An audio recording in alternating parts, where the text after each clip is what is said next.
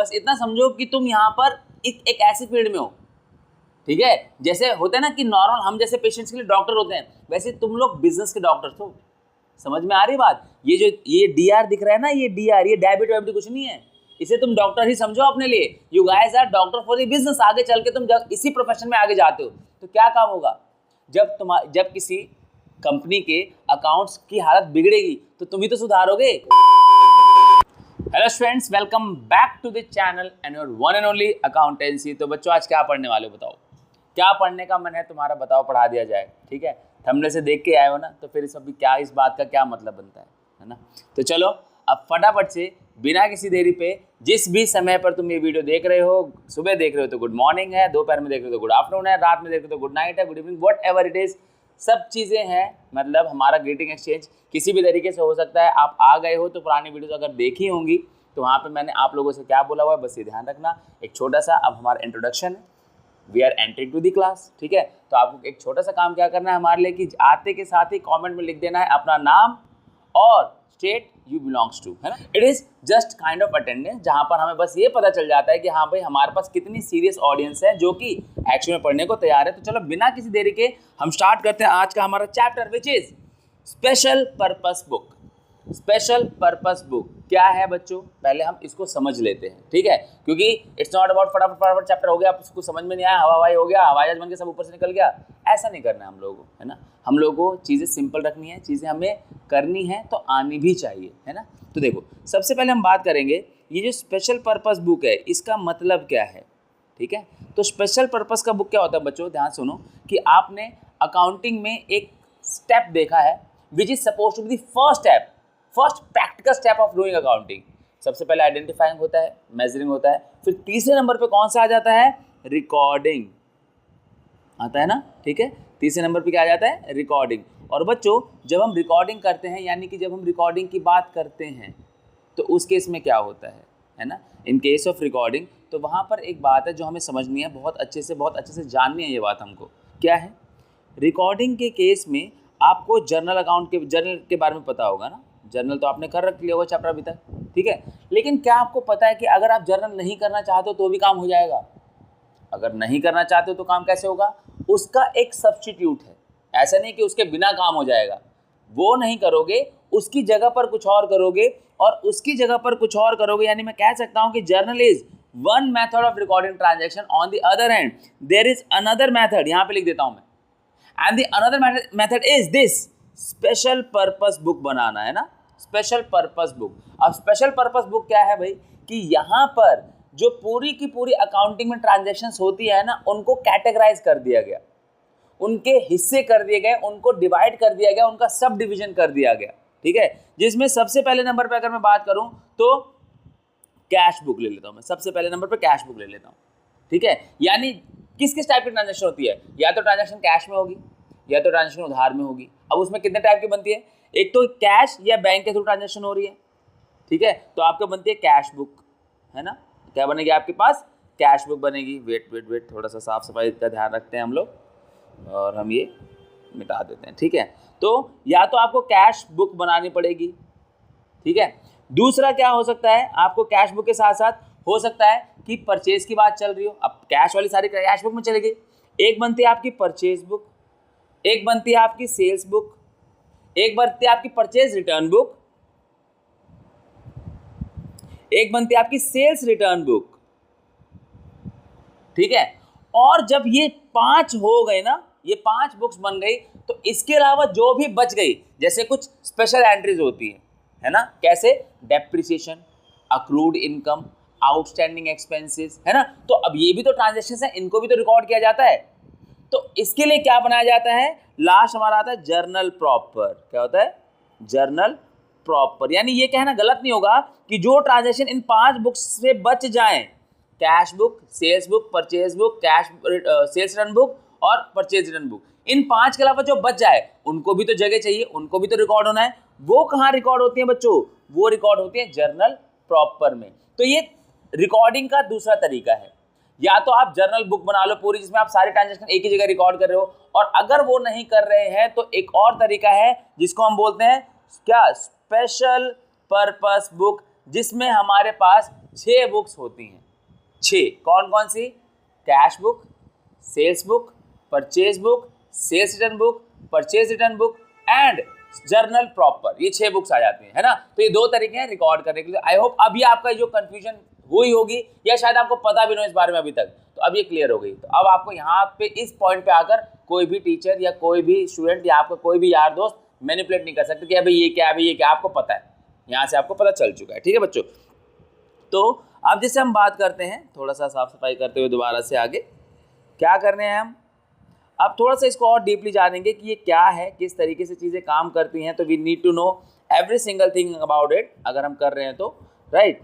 तो सबसे पहले अब हम बात करते हैं ये अदर बुक्स है क्या, थोड़ी सी इसकी डेफिनेशन के बारे में जान लेते हैं। मेरे ख्याल से मैंने आपको बता दिया है, we are good to go आगे, लेकिन फिर समझ लेते थोड़ा सा। अदर बुक्स क्या है? Business transaction are numerous and it become difficult to record all the transaction in one book of primary entry that is journal book. कई बार बहुत कॉम्प्लिकेटेड हो जाता है कि भाई एक ही जगह पर सारी ट्रांजेक्शन रिकॉर्ड करनी है, तो रिकॉर्ड्स मेंटेन करना मुश्किल हो जाता है, भूलना हो जाता है, जिस भूलने जैसे काम हो जाते हैं, बहुत हौच पौच हो जाता है ना।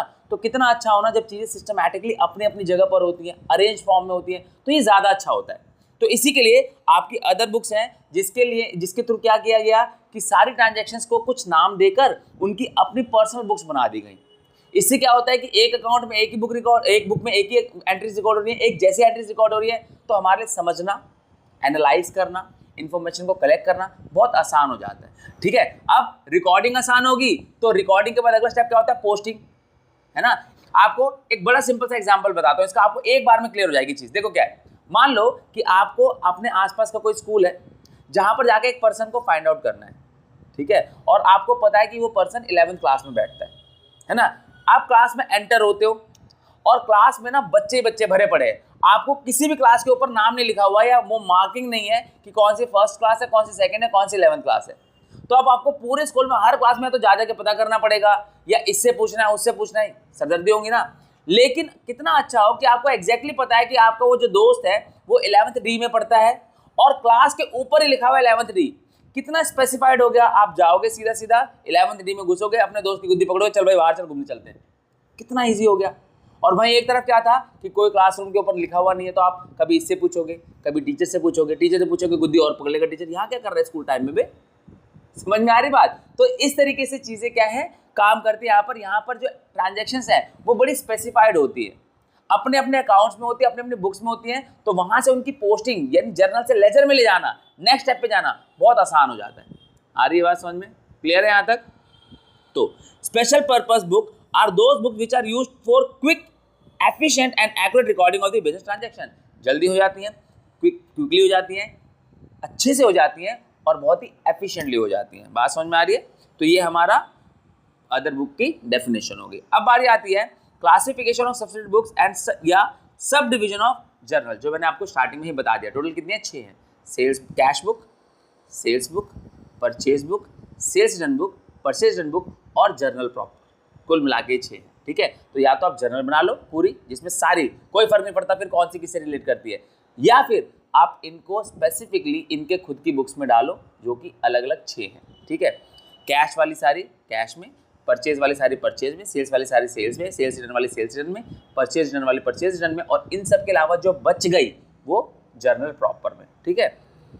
तो ये अब देखो, अब बारी आती है एडवांटेजेस क्या है इसके। ये सब्सिडी बुक जो हम ये तामझाम कर रहे हैं, इसके एडवांटेजेस क्या है? देखो एडवांटेजेस तो बहुत है, अब वो क्या है वो समझने की बात है, समझते हैं क्या है। देखो सबसे पहले हो जाता है division of work. Division of work क्या है? आप कोई भी चीज़ देखो कि जब आपको कोई एक बड़ा सा काम करना है, वहाँ पर उस काम को अगर आप बांट दो, डिवीजन ऑफ वर्क कर दो, तो वो काम ज़्यादा आसानी से हो जाएगा, रादर देन आप सोचो कि सारा का सारा काम मैं खुद ही कर लूँ। नॉर्मल है, बहुत ही लॉजिकल है कि अगर आपके पास 5 काम है, किसी इवेंट में 5 काम है, आप सोचो कि 5 के 5 काम मैं ही कर दूँ, तो क्या होगा? आपकी हालत ख़राब हो जाएगी, पहली बात तो।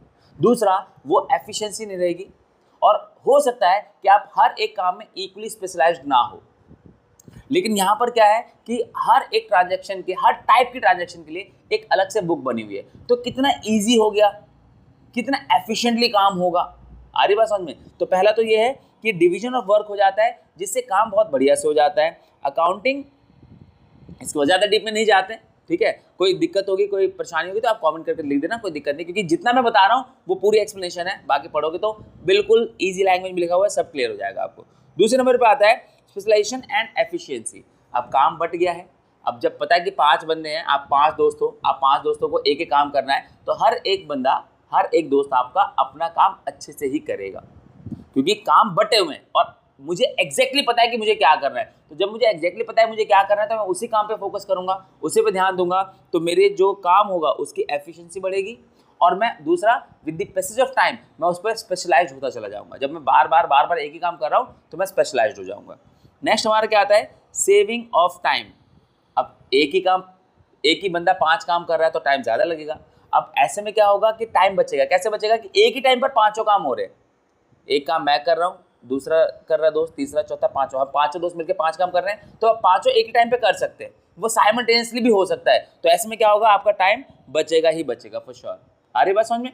नेक्स्ट आता है हमारा अवेलेबिलिटी ऑफ इंफॉर्मेशन। कैसे है भाई, इंफॉर्मेशन क्योंकि रिकॉर्डेड फॉर्म में है, बुक्स ऑफ अकाउंट में जा रही है, बुक्स में जा रही है, तो सारी की सारी इंफॉर्मेशन क्या होती है, at the time whenever you require it as it has already been recorded are available for you whenever you need it, right? Next आता है हमारा फैसिलिटी ऑफ चेकिंग। देखो चेकिंग की फैसिलिटी कितनी आसान हो जाती है ना, कि अब एक तो जर्नल है, जर्नल में सारी ट्रांजेक्शन एक ही जगह हो रखी है जर्नल बुक में, तो आपको ढूंढना पड़ेगा, चेक करना पड़ेगा, फिर उसको प्रोसेस करना पड़ेगा। यहाँ पर क्या है, सबको अपनी अलग बुक मिली हुई है, सब अपनी अपनी अलग अलग बुक्स में। अब जब सब अपनी अपनी अलग अलग बुक्स में है तो किसी भी एक को किसी दूसरे की सरदर्दी नहीं है। जो आपको चाहिए, आपको परचेज रिलेटेड ट्रांजेक्शन चाहिए, अगर आपको एक परचेज रिलेटेड ट्रांजैक्शन चाहिए तो आपको सबको नहीं छांटना है, आप सिर्फ किस में जाओगे, आप जाओगे परचेज बुक में, और परचेज बुक में देख लोगे कि किस डेट की ट्रांजैक्शन है, वहां से उठाओगे, यूज करोगे, काम खत्म हो जाएगा। तो आपकी सरदर्दी कितनी कम हो जाएगी। आ रही बात समझ, या जो भी उसको काम को कर रहा है उसका काम वर्कलोड कितना कम हो जाएगा, because information is easily available at the time he और शी नीड्स इट, राइट। तो फैसिलिटी ऑफ चेकिंग हो जाती है कि इजीली चेक किया जा सकता है, क्योंकि बहुत ही सिस्टमैटिक तरीके से ट्रांजैक्शंस को, इन्फॉर्मेशन को रिकॉर्ड करके रखा गया है। ठीक है, तो अब ये चैप्टर का नाम क्या है, स्पेशल पर्पस बुक। अब स्पेशल पर्पस के लिए अलग अलग बुक्स हैं, उसमें से इस वीडियो में जिसकी बात हम करने वाले हैं वो है हमारी कैश बुक। यानी आज हम सीखेंगे किसके बारे में, कैश बुक के बारे में। और कैश बुक की जो वीडियो है आपकी, ये डिवाइड होगी 3 पार्ट्स में, 3 हिस्से मिलेंगे आपको इसके। पहले नंबर पे हम आज बात करेंगे, आज के इस वीडियो में जो बात करेंगे इंट्रोडक्शन में, वो होगा हमारा single column cash book. Single column cash book होगी हमारी। दूसरे नंबर पे इसमें जो हम बात करने वाले करेंगे अगली वीडियो में, वो होगी डबल कॉलम कैश बुक। ठीक है, डबल कॉलम। और तीसरे नंबर में जो हम बात करेंगे इस चैप्टर की 3rd वीडियो में, वो हम बात करेंगे पेटी कैश बुक के बारे में। ठीक है, तो कुल मिला जुला के ये चैप्टर 3 चीजें कवर करेगा। पहला सिंगल कॉलम कैश बुक, जो कि आपके एग्जाम में नहीं पूछी जाती है, लेकिन आपको आनी चाहिए, वो एक स्टेप है। आप सीधा तो 2nd फ्लोर पे नहीं चढ़ जाओगे ना, पहले अगर ग्राउंड फ्लोर पे हो तो ग्राउंड से पहले 1st पे जाओगे, और 1st से फिर 2nd पे जाओगे ना, तो you need to know the basics. आपके फंडामेंटल्स बहुत स्ट्रांग होने चाहिए in order to know the chapter. या बड़े क्वेश्चंस करने के लिए छोटे क्वेश्चंस का आना जरूरी है, बिकॉज वो बैकबोन है, वो आपको आने चाहिए। ठीक है, तो अब हमने बात की स्पेशल पर्पस बुक के बारे में, उसके एडवांटेजेस के बारे में बात कर ली हमने। ठीक है, अब हम बात कर रहे हैं, आज का टॉपिक हमारा कैश बुक। ठीक है, अब कैश बुक में मैंने क्या बताया, it has been divided into 3 parts. पहला पार्ट क्या है हमारा, सिंगल कॉलम कैश बुक, यानी आज बात करेंगे सिंगल कॉलम कैश बुक की। ठीक है, लेकिन उससे पहले क्या जरूरी है, कैश बुक के बारे में जानना कि कैश बुक एक्चुअली में है क्या, है ना। तो थोड़ा सा उसकी थ्योरी पार्ट भी देख लेते हैं। सबसे पहले देखो कैश बुक के क्या फीचर्स होते हैं। तो जैसा कि ये अपने आप को अपने नाम से जस्टिफाई कर रहा है कि ये कैश बुक है, कैश बुक, तो यहाँ पर only cash and bank transactions are recorded in the cash book. सिर्फ कैश और बैंक ट्रांजैक्शन को रिकॉर्ड किया जाता है, क्योंकि जब तुमने जर्नल की थी ना, ईमानदारी से बताना, वहाँ पे तुम्हें बताया गया है ना कि कभी कभी कैश की जगह बैंक यूज कर सकते हैं और बैंक की जगह कैश यूज कर सकते हैं, यानी दोनों की दोनों अपने आप में क्या है, लिक्विड एसेट्स हैं। तो व्हेन एवर यू रिक्वायर, आप कैश को बैंक की जगह और बैंक की जगह कैश को यूज कर सकते हो, until unless an appropriate and fixed information is not provided। समझ में आ रही बात। तो इसीलिए कैश बुक में सिर्फ कैश की ट्रांजैक्शंस की और बैंक से हुई ट्रांजैक्शंस की, इन दोनों का रिकॉर्ड रखा जाता है, हर एक का नहीं रखा जाता। नेक्स्ट आता है हमारा cash receipts and cheques deposited are recorded in the debit side while cash and check payments are recorded on the credit side। अब आपका कैश बुक है भाई, तो दो साइड्स होंगी, एक डेबिट साइड होने वाला है और एक क्रेडिट साइड होने वाला है। अब ये इस तरीके से होता है टी शेप अकाउंट, है ना। अब कोई भी अकाउंट कितने हिस्सों में बटा होता है? दो हिस्सों में बटा होता है। अब आपने टी तो देखा ही होगा, ऐसा कुछ देखा है नहीं, ये चैप्टर है पूरा आपका टी शेप अकाउंट का टॉपिक है पूरा उसमें। तो इधर वाले पार्ट को आप क्या बोलते हो? डेबिट बोलते हो, इधर वाले पार्ट को आप क्रेडिट बोलते हो। ऐसे ही होता है ना कि आपका एक टी शेप अकाउंट होता है जिसका लेफ्ट हैंड साइड जो होता है वो होता है डेबिट साइड और राइट हैंड साइड जो होता है क्या होता है? Credit side. तो ये कुछ इस तरीके से बनाया जाता है। अब इसका थोड़ा एक साइंटिफिक पैटर्न भी देख लो। ये रहा तुम्हारे पास कैश बुक, ये रहा आपके हेडिंग आ गई कैश बुक, ये रही बीच की वो टी वाली लाइन जो कि आपको यहाँ पर दिखाई दे रही है। इसके लेफ्ट साइड में ये जो पूरा का पूरा पार्ट है ये सारा डेबिट वाला पार्ट है और राइट हैंड साइड में जो इस सारा पार्ट है ये क्रेडिट वाला पार्ट है। सेम इन्फॉर्मेशन, लेकिन डेबिट साइड में क्या रिकॉर्ड किया जाता है? डेबिट साइड में सारा रिकॉर्ड किया जाता है जो आपके पास पैसा आ रहा है, यानी जो रिसीट्स है। देखो साफ साफ यहाँ पे मेंशन किया गया है, देखो बैलेंस बीडी होगा जो तुम्हारा, फिर ये रिसीट साइड है। क्या साइड है? ये रिसीट साइड, यानी इस साइड में पैसा आएगा आपके कैश के थ्रू या बैंक के थ्रू। जब जब पैसा आएगा तो वो इधर रिकॉर्ड किया जाए। ये कौन सी साइड है? ये है debit side. On the other hand जब पेमेंट करोगे तो पैसा जेब से जाएगा, तो ये आपकी पेमेंट साइड हो गई, है ना। पेमेंट साइड कौन सी होती है बच्चों? क्रेडिट साइड होती है। पेमेंट साइड कौन सी होती है? क्रेडिट साइड होती है। बात समझ में आ रही है? आई एम श्योर समझ में आ रही है, ठीक है। तो ये हमारा फॉर्मेट है किसका? कैश बुक का। कौन सा फॉर्मेट में बनता है? टी शेप अकाउंट के फॉर्मेट में बनता है। कौन सा फॉर्मेट बनता है? टी शेप अकाउंट के फॉर्मेट बनता है, जिसका डेबिट साइड जो होता है इसमें सारी की सारी रिसीट्स, इनफ्लो ऑफ कैश को दिखाया जाता है और क्रेडिट साइड पे आउटफ्लो ऑफ कैश और बैंक को दिखाया जाता है। बस ये ध्यान रखना हमेशा। बहुत सिंपल सॉर्टेड है, मुश्किल बिल्कुल भी नहीं है, ठीक है। प्रैक्टिस रिक्वायर्ड होगी, नो डाउट, ठीक है। तो अभी हमारा हो गया। देखिए जरा इसके फीचर्स क्या हैं। अगला feature, it records only one aspect of the transaction that is cash.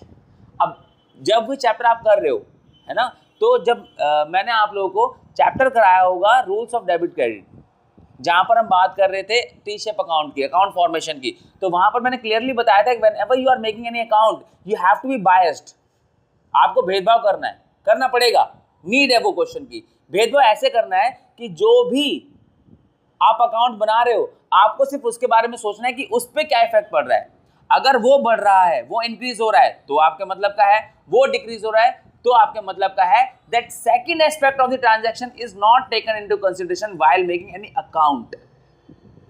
जब भी कोई अकाउंट बना रहे हो तो सेकंड पे क्या फर्क पड़ रहा है। जैसे मैं कैश अकाउंट बना रहा हूं तो मुझे सिर्फ कैश से मतलब है कि कैश बढ़ रहा है या कैश कम हो रहा है, बैंक बढ़ रहा है या बैंक कम हो रहा है, किसकी वजह से बढ़ रहा है उससे मुझे मतलब नहीं है। हाँ, उसकी जरूरत मुझे पड़ेगी क्योंकि रिकॉर्ड मैं उसी के थ्रू करूंगा, लेकिन उसके अकाउंट पे क्या फर्क पड़ रहा है मुझे उससे मतलब नहीं। मेरा कैश बढ़ रहा है मैं डेबिट कर दूंगा, मेरा कैश कम हो रहा है मैं क्रेडिट कर दूंगा, मेरा बैंक बढ़ रहा है मैं डेबिट कर दूंगा, मेरा बैंक कम हो रहा है मैं क्रेडिट कर दूंगा, दैट इज इट।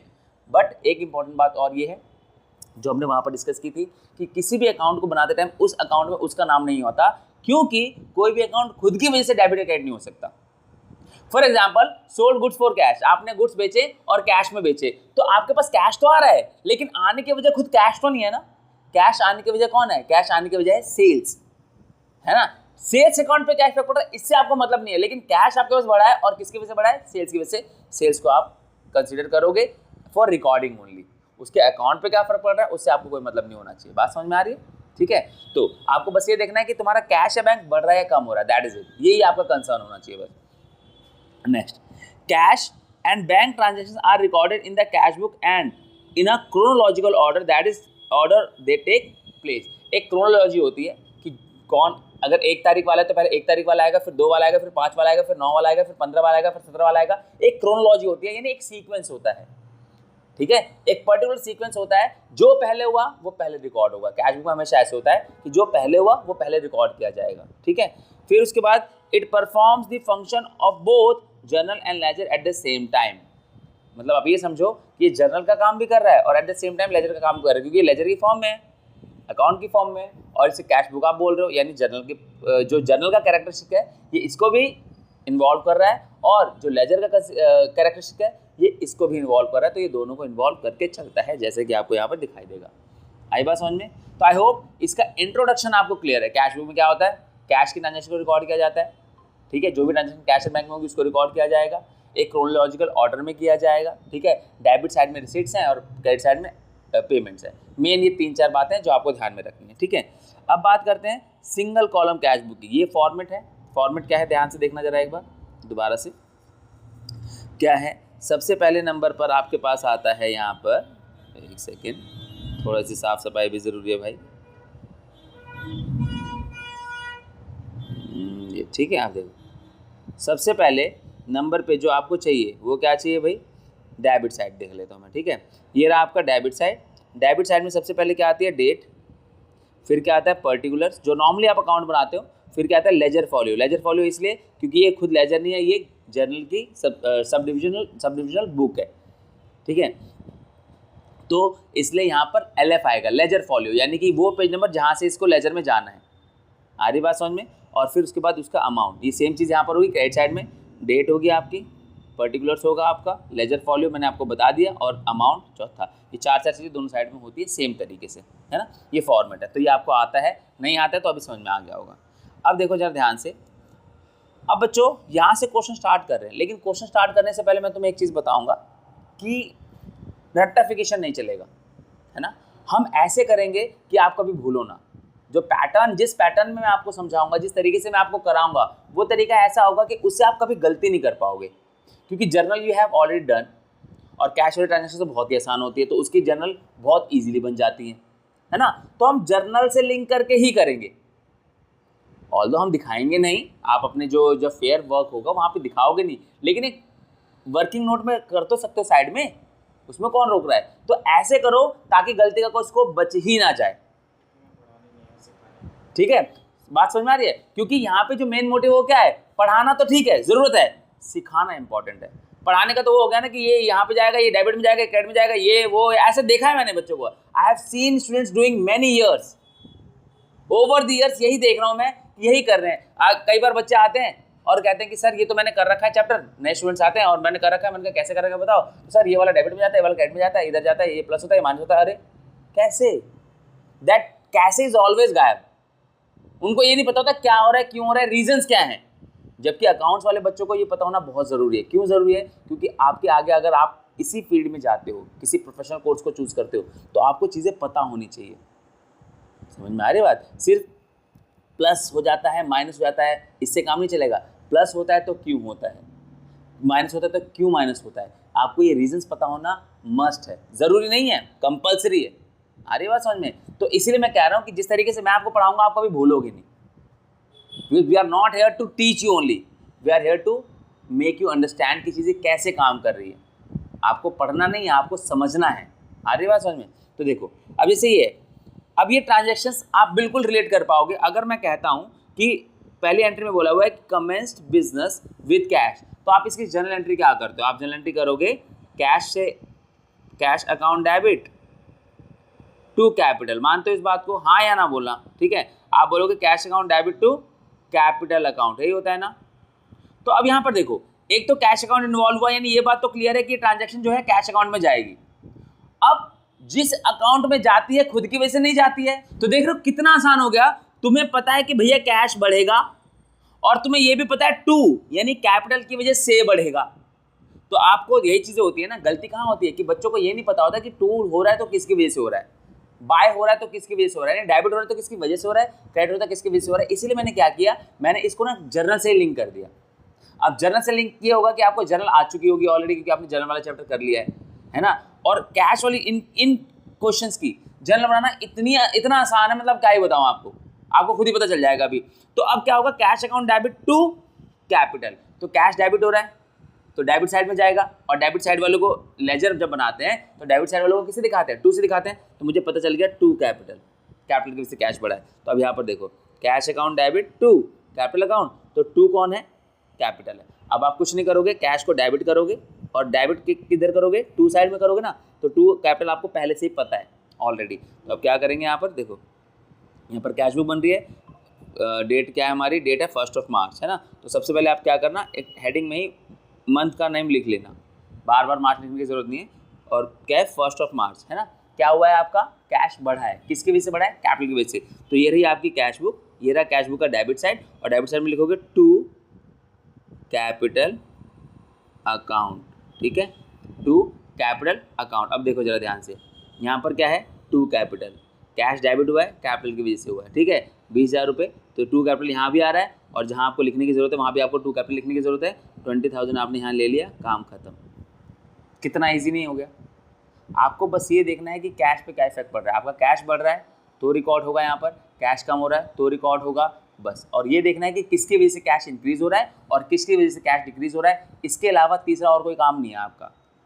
कैश बढ़ रहा है घट रहा है ये देखना है, किसकी वजह से बढ़ रहा है घट रहा है ये देखना है, ये दो काम देखना है। तीसरे से आपको कोई लेना देना ही नहीं है, नॉट एट ऑल, ठीक है।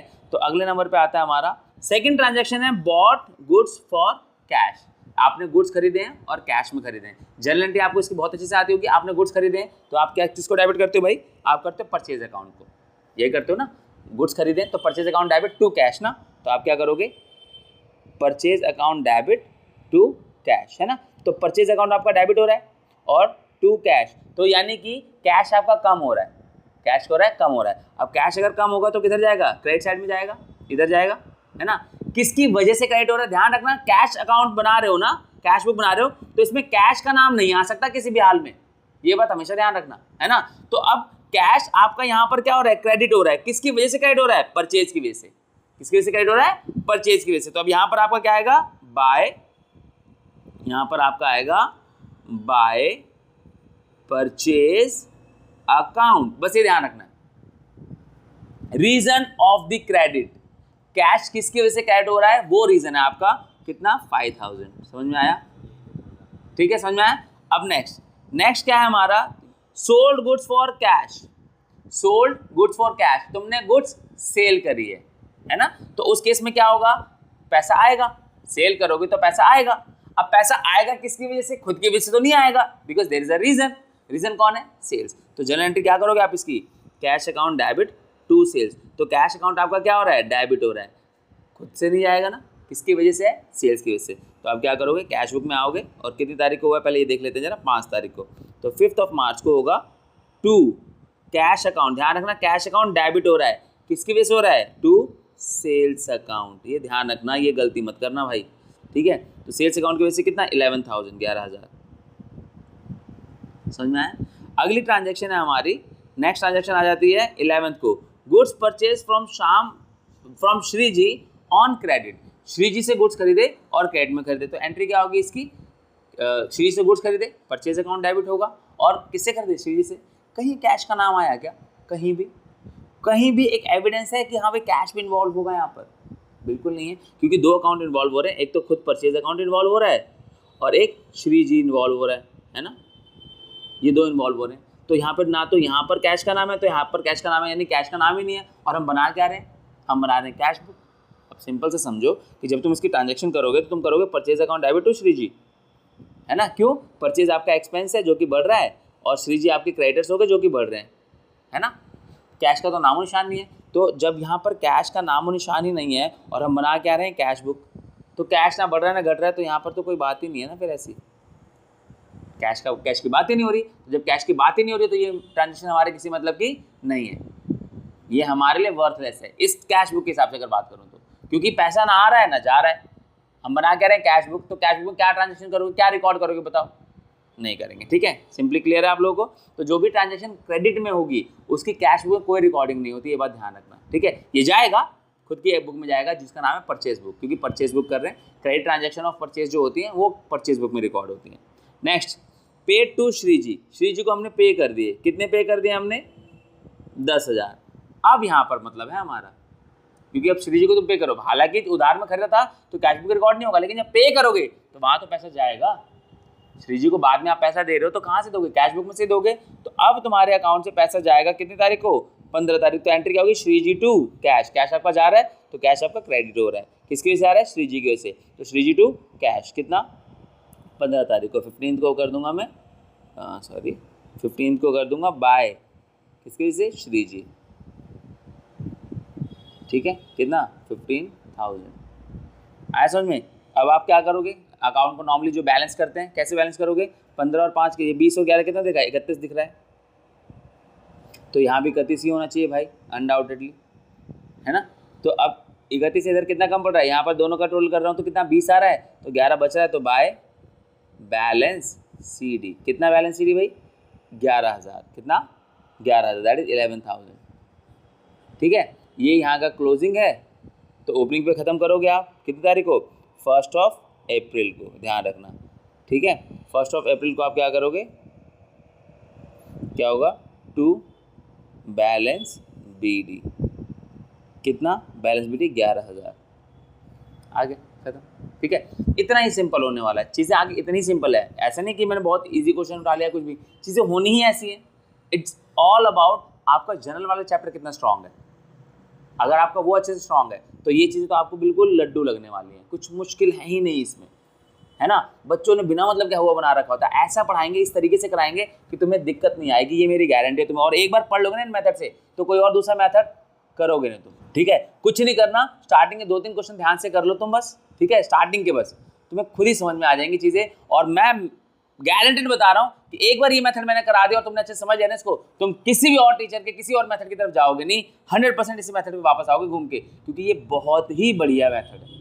आप सीधा सीधा एक चैप्टर से 2 चैप्टर को सॉल्व करो हाथों हाथ, इस चैप्टर के कुछ अलग से एफर्ट लग ही नहीं रहे हैं, कुछ भी नहीं लग रहे हैं, क्योंकि आपने जो पास में किया हुआ है उसी को सीधा लिंक कर दिया मैंने यहाँ पर। अब कितना आसान हो गया, वो चैप्टर भी रिवाइज हो गया, ये नया चैप्टर भी हो गया, उसी क्वेश्चन से, उसी मेथड से, उसी तरीके से जो वहाँ करे थे वो चीज़ यहाँ पे सेम चीज़ कर दी है। क्या मुश्किल है यहाँ पर, कोई मुश्किल नहीं, ठीक है ना बच्चों। तो बस ये छोटी सी बात है कि आपको चीज़ें रटनी नहीं है, आपको चीज़ें समझनी है, क्योंकि जब समझोगे तो ही कर पाओगे। बस इतना समझो कि तुम यहाँ पर एक ऐसी फील्ड में हो, ठीक है, जैसे होते हैं ना कि नॉर्मल हम जैसे पेशेंट्स के लिए डॉक्टर होते हैं, वैसे तुम लोग बिजनेस के डॉक्टर्स हो। समझ में आ रही बात, ये जो ये DR दिख रहा है ना, ये DR, ये डेबिट वेबिट कुछ नहीं है, इसे तुम डॉक्टर ही समझो अपने लिए। You guys are doctor for the business. आगे चल के तुम जब इसी प्रोफेशन में आगे जाते हो तो क्या काम होगा, जब किसी कंपनी के अकाउंट्स की हालत बिगड़ेगी तो तुम ही तो सुधारोगे। तो जब तुम्हें उनके बेसिक फंडामेंटल्स ही नहीं पता है तो कैसे कर पाओगे, है ना। अगर तुम्हें बस ये पता है कि यही दवाई चल रही है, यही चल रही है, यही चल रही है, एक ही दवाई दिए जा रहे हो अलग अलग पेशेंट्स को भी, अलग अलग बीमारियों को भी, तो कैसे काम बनेगा। तो हर बीमारी का एक अलग इलाज होता है। अब आपको सर दर्द है, डॉक्टर के पास जाओगे, आपको पेट दर्द की दवाई दे देगा क्या वो, क्यों, क्योंकि भाई यही मेथड चलता आ रहा है, इसी तरीके से चलता आ रहा है, यही करेंगे, रटिफिकेशन है, ऐसा नहीं करना आपको, ठीक है। बात समझ में आ रही है। अब इस केस में ऐसे तो नहीं है ना कि बस तुम बोल दोगे कि नहीं यार ये चैप्टर तो मुझे ढंग से आता नहीं, मैंने तो प्लस माइनस सीखा था, नहीं बनेगी बात ऐसे। You need to know, you need to understand कि चीज़ें कैसे काम करती हैं, है ना। तो आपको ये जो DR है ना, अब ध्यान रखना, you guys are doctors of accounts. तो उस केस में आपको इस अकाउंट में कोई भी चीज़ हो रही है तो कैसे हो रही है आपको पता होना चाहिए। तो ये जर्नल से आया है, रटिफिकेशन नहीं कि आपको बता दिया जाएगा। आप साल भर रुको, देखना टीचर्स को, अलग अलग टीचर्स को, अपने अलग दोस्तों से पूछना अलग अलग तरीके से कैसे करा रहे होंगे कि कैश बढ़ रहा है डेबिट में जाएगा, घट रहा है क्रेडिट में जाएगा। अरे कैसे नहीं बताया जा रहा बच्चों, बिलीव मी नहीं बताया जा रहा है। And this is experience of many years. I am not talking about all the teachers, लेकिन there are many, they are in numbers, many numbers they are, जो कि बस बता देते कि बच्चों कैश बढ़ेगा तो डेबिट में डाल दो, घटेगा तो क्रेडिट में डाल दो, कैसे क्यों क्या कोई फर्क नहीं पड़ता। इतना डीपली तो जाएगा भी नहीं कोई। हमारी बात समझ में, कुछ एक जाएंगे, मैं सबकी बात नहीं कर रहा, लेकिन काफ़ी सारे नहीं जाएंगे। और ये मेथड तुम करके देख रहा 2-4 क्वेश्चन, तुम्हें क्वेश्चन कभी भूलोगे ही नहीं और गलत होने का तो चांस ही नहीं है। This is my guarantee to you, इतना ही कह सकता हूँ तुमसे। बात समझ में आ रही है। तो आई थिंक सब चैप्टर समझ में आ गया। बात आती है इसकी प्रैक्टिस के लिए नोट्स वगैरह की, है ना। तो आपको नोट्स चाहिए प्रैक्टिस करने के लिए, थ्योरी वाला पार्ट है उसके लिए नोट्स चाहिए आपको करने के लिए। तो बहुत ज़्यादा सरदर्दी नहीं लेनी है बिल्कुल आपको। क्या करना है, ये रहा हमारा इंस्टा हैंडल, इस इंस्टा हैंडल पे जाओ हमारे, ठीक है। वहाँ पर जाकर बस DM कर देना NOTES नोट्स। आपको एक रीडायरेक्टेड लिंक मिल जाएगी, जैसे आप क्लिक करोगे आप रीडायरेक्ट कर दिए जाओगे हमारे गूगल ड्राइव के लिंक पे, गूगल ड्राइव पे। और वहाँ पर इसके नोट्स फ्री में पड़े हुए मस्त नोट्स हैं, जाके वहाँ से डाउनलोड कर लो, वहाँ से सीख लो, वहाँ से पढ़ लो, यहाँ से समझ लो, खत्म, ठीक है। इतना ही करना है, इतने का ही खेल है। और अगली वीडियो में अब हम मिलेंगे इसके सेकंड पार्ट के साथ, जहां हम बात करेंगे वो क्वेश्चन जो एग्जाम में आते हैं, और वो कौन से हैं, डबल कॉलम कैश बुक, जिसके बेस पे क्वेश्चन 100% आएगा ही आएगा आपके एग्जाम में, है ना। तो मिलते हैं अगली वीडियो में अगले टॉपिक के साथ। आई होप आपको ये क्लियर है, बट फिर भी अगर कुछ समझ में ना आया हो, ठीक है, तो कमेंट करके बता देना, सो दैट उसकी क्वालिटी को इंप्रोवाइज किया जा सके। इतना ही तो करना है ना। तो मिलते हैं अगली वीडियो में एक नए टॉपिक के साथ। चैनल पे अगर नए हो तो सब्सक्राइब कर दो, ठीक है, क्योंकि मोटिवेशन तो हमें भी चाहिए। और अगर आपको लगता है कि ये वीडियोस आपके लिए हेल्पफुल है तो आई एम श्योर आपके दोस्तों के लिए भी होगी, तो उनके साथ शेयर भी कर देना, ठीक है। बाकी मिलते हैं अगली वीडियो में अगले टॉपिक के साथ, यानी अगले कैश बुक के साथ। Till then take care of yourself. This is Pankaj Rai signing out.